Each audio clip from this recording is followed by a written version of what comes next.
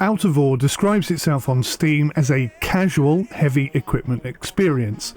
You'll be mining ore, moving dirt, building structures, repairing, and basically giving you a big sandbox full of machines to play with. On paper, that sounds approachable. Casual, low pressure, easy to pick up. But almost immediately, that description doesn't quite line up with how the game actually behaves once you start interacting with it. What you'll actually get is some sort of amalgamation of a very deep technical simulation system paired with an oddly arcadey abstraction, especially around the economy, the progression and the feedback. Some parts feel genuinely sim-heavy: conveyors, processing chains, power routing, the machine behaviour, the machines themselves and the animations for their moving parts, whilst other parts just feel like placeholders or shortcuts.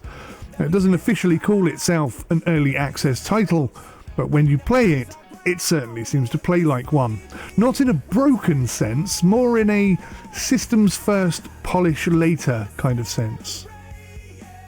So the machines themselves are certainly where the game starts to shine. You'll be working with wheel loaders, dumpers, tunnel boring machines, conveyors, crushers, smelters, and the physical interaction with terrain is voxel based, which also matters.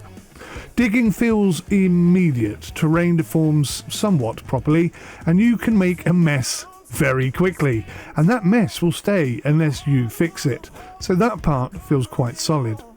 However, machine control is not always intuitive, especially if you're playing on a controller. I think this game would be far easier to play if you had a wheel and a bunch of controllers set up specifically to interpret the maneuvers and the functionality that each of these machines actually have. I had difficulties not really understanding how machines ought to be operated.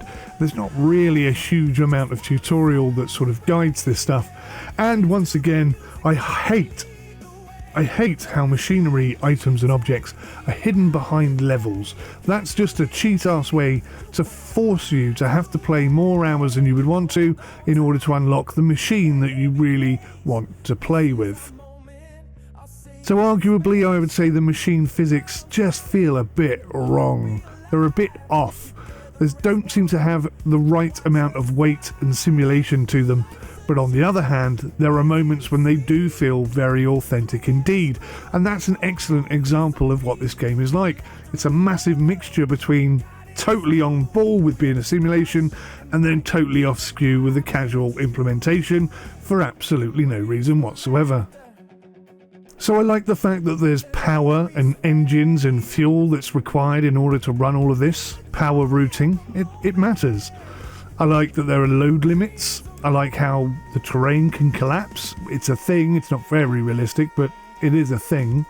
And machines can behave differently based on geometry and position. But then there are all these immersion braking systems where oil can only exist in coal deposits. The economy ramps up extremely fast, money becoming irrelevant compared to levels, and the passive income loops that trivialise all the effort that you would seemingly have to put in. Plus the end products, everything can just be sold straight from your pocket. You're not taking it anywhere, giving it to anyone. It just feels a bit weird. Again, not because it's broken, but because progression is driven by level gating, not financial pressure.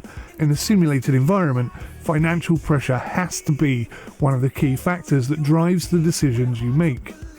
That just creates a disconnect. The machines demand care and precision, but the game systems don't always demand that kind of restraint. So I did test the head tracking whilst I was playing, and whilst it works, you have to immediately dial it back. It is very aggressive. Now there are other games like Arma 3 where this is the case, but once combined with controller inputs, it does become a little disorientating rather than immersive. There are manual gears for the machines, but it's not really simulation level. I do, however, really like the fact that there's handbrake logic, and that is something that so many sims get wrong. And again, it just lends into this: some things are so brilliantly simulated and other things are so pointlessly casual. So if I had to sum it up, I'd say Out of Ore is not really a casual game pretending to be a sim.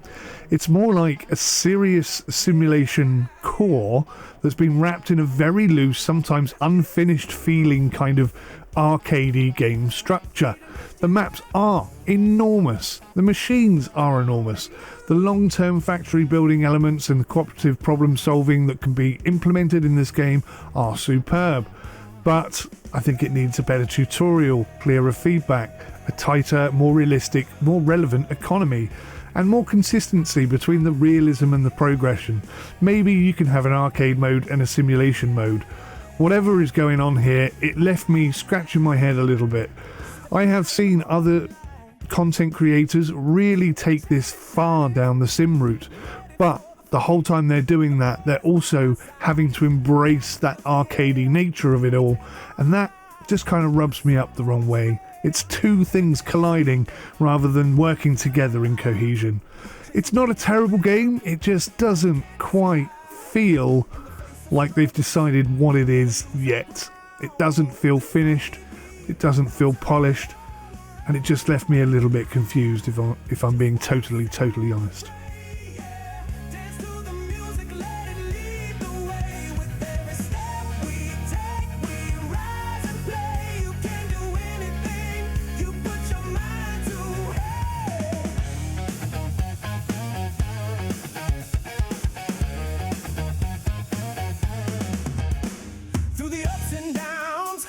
We're standing tall with a heart full of hope. We'll conquer it all. Soulful whispers, psychedelic dreams. We're the masters of our fate, crafting life's themes. Grooving down the street, the sun shining bright in the power of friendship. We ignite the night, let the music carry us, lift us higher. We'll dance like no one's watching, fueled by fire. I just wanna celebrate, yeah. Dance to the music, let it lead the way. With every step we take, we rise and play. You can do anything you put your mind to. Hey, hold on tight, feel that heavy bass. This is our moment, our sacred space. Drums pounding.